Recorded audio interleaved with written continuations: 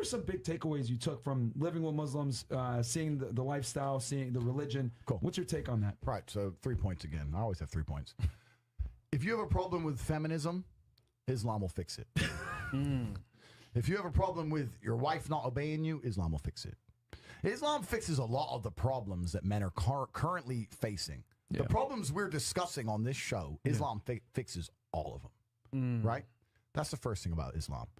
And I'm not a Muslim, right? If I had to choose a religion, I would, because I live in an Orthodox Christian country, I go to the Orthodox Christian church. I donate $20,000 a month to the church in the country I live in. The church in Romania is very powerful, and I like having church friends.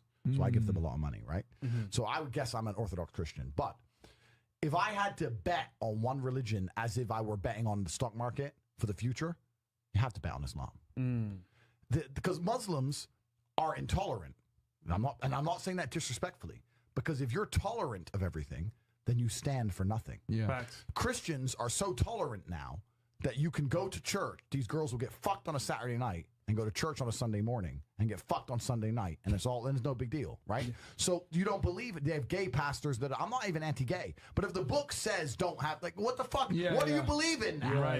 If you're tolerant of everything, you stand for nothing. I can walk through London with a T-shirt saying Jesus is gay, and nothing will happen to me. If I did the same thing with the Islamic prophet, I'd be dead before I got to the end of the street. Boom. That's how much they believe and respect. And I respect people who stick up for what they believe in. It's not even about me believing in it. I respect them because they believe and they will defend. Muslims are the only people who will defend their religion. They will defend their beliefs. They refuse to be mocked. They refuse to be insulted. And I respect that about them. I respect that. That's an amazing thing about them, right?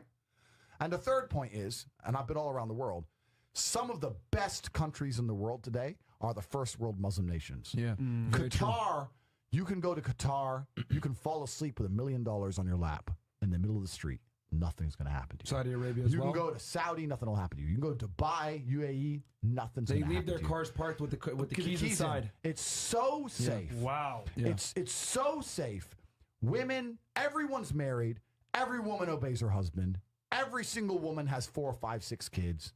Big families, all the things we're talking about, all the problems we have here, right? They've got none of that, none of it, because of Islam. Islam keeps society in the role where women obey their man, women have children, women have big families, women are exceptionally happy to do so.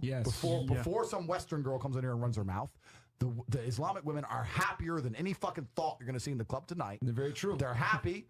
Society is functioning. Their population is growing, because in most Western countries, the population is declining. Tim Cass was talking about it today. I was talking. We were two people have one kid. Doesn't work. Doesn't work, right? Two people need to have 3.1 kids because people die, right? People die prematurely, blah, blah, blah, blah. So we have population problems in the West. They have none of the population problems. Society is functioning. And that's what society is. Society starts at the smallest possible group. You have families, and families make a street, and that street makes a village, and that village makes a town, that town makes a city, and that city makes a country.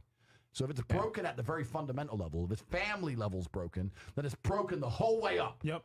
And that's what's happened in the West. And the first world Islamic countries have none of those problems. So if you're going to talk about a belief system that fixes issues, you need to go to Islam. And I will say this that will fix everything. And look, I'm not Muslim, but